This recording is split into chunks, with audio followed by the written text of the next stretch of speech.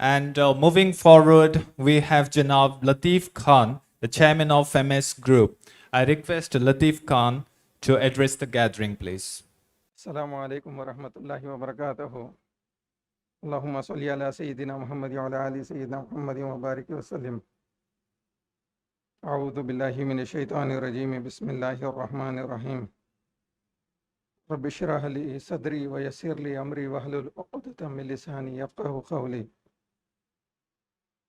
سب سے پہلے تو میں ڈاکٹر عبدالقدیر صاحب کو بےحد مبارکباد پیش کرتا ہوں کہ ان کا ایک بہت ہی شاندار انیشیٹو ہے یہ، جس کے ذریعے سے پورے ایجوکیشن کے ڈفرینٹ ایسپیکٹس کو ایک جگہ جمع کیا گیا اور مختلف پہلوؤں پر مذاکرہ ہو رہا ہے۔ انشاءاللہ اس کا بہت زیادہ فائدہ ہوگا۔ عمومی طور پہ تمام مسلمان ادارے جو کسی نہ کسی درجے میں دین کی خدمت کر رہے ہیں، اس موقع پہ میں بہت مختصر سی بات کرنا چاہوں گا کہ ہماری جو آج کی جو ضرورت ہے وہ ایک دور تک دیکھنے والے ویژن کی ہم کو سخت ضرورت محسوس ہو رہی ہے۔ جو حالات اس وقت نظر آ رہے ہیں اور جس طریقے سے چیزیں ہمارے ماحول میں ہمارے اطراف میں چل رہی ہے، اس سے یہ چیلنج محسوس ہو رہا ہے کہ آنے والے 10 سال یا شاید 20 سال کے بعد ہم کو اپنی مساجدوں میں اور اپنے مدرسوں میں علماء کی بہت بڑی کمی ہوگی۔ ایک تو عصری علوم کا رواج بہت تیزی سے چل رہا ہے اور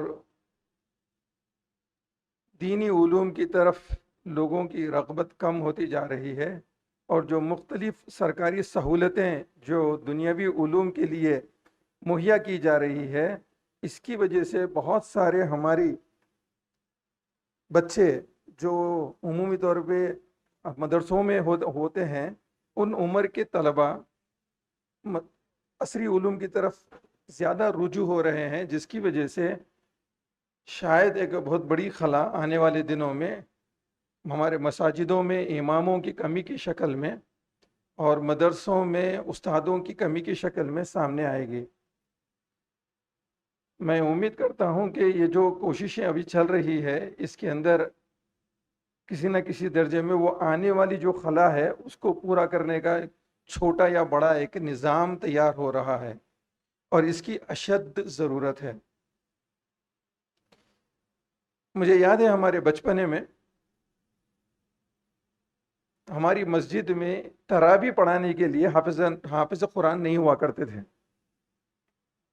تقریباً میں 30 سال پہلے کی بات کر رہا ہوں یا 35 سال پہلے کی بات کر رہا ہوں، تو پتہ چلتا کہ فلانی مسجد میں اپنی مسجد کا نام رجسٹر کرائیں، ایک ٹرین آنے والی ہے یو پی سے، اس ٹرین میں بہت سارے حفاظ آئیں گے، ایک حافظ قرآن ہم کو بھی مل جائے گا اپنی مسجد میں۔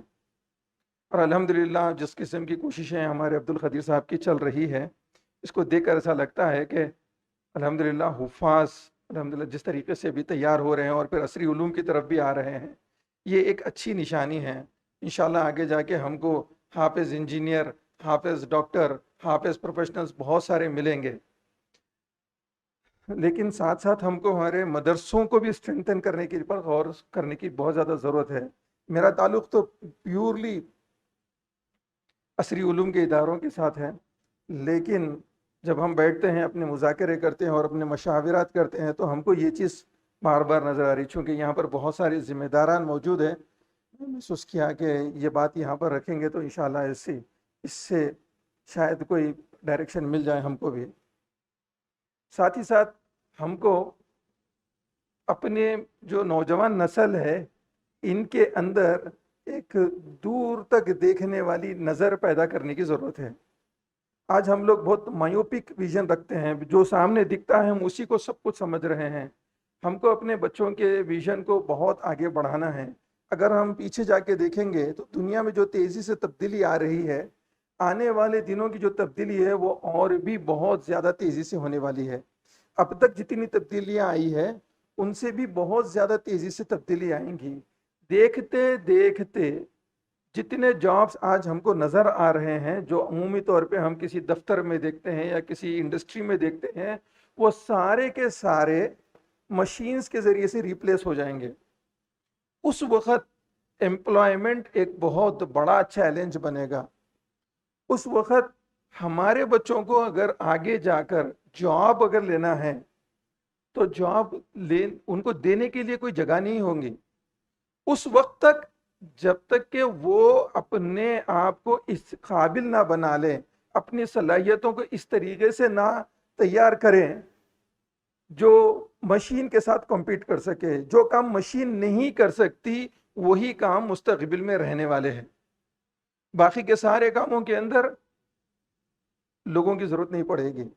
एक फैक्ट्री में हम लोग बहुत सारी चीजें देखते हैं। एक कार मैन्युफैक्चरिंग कंपनी का मैं एक छोटा सा वीडियो क्लिप देख रहा था।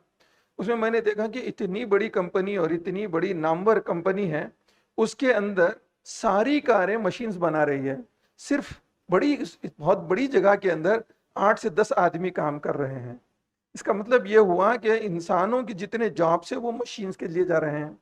और हर कंपनी, हर आदमी ये कोशिश कर रहा है कि वो मशीन के साथ अपने सिस्टम को जोड़ लें, क्योंकि मशीन की कुछ कोई छुट्टी की जरूरत नहीं होती, मशीन को कोई इमोशनल प्रॉब्लम नहीं होती, मशीन का कोई टाइम लिमिट नहीं होता, मशीन को कोई तनख्वाह देनी नहीं होती। तो लोग इस बात की कोशिश कर रहे हैं कि कैसे हम मशीन्स को इस्तेमाल करके अपने काम को आसान करें और सर के दर्दों को कम करें। ऐसे में अपने बच्चों को हमको इस तरीके से तैयार करना है कि ये बच्चे आगे जाकर अपनी जहनी सलाहियतों को ऐसी बनाएं कि वो उनको मशीन compete ना कर सके, और जब तक मशीन इनको compete करने के काबिल बन जाए तब तक ये और आगे के स्टेज पर चले जाएं। ऐसा अगर हम करते रहेंगे तो मैं समझता हूं कि आने वाले दिनों में हमारी जो नस्लें हैं, हमारा जो मुल्क है, ये बहुत तरक्की करेगा। और इसके लिए हर फर्द की जिम्मेदारी है कि इसके ऊपर सोचें, इस काम के ऊपर तवज्जो दें और आगे बढ़ें।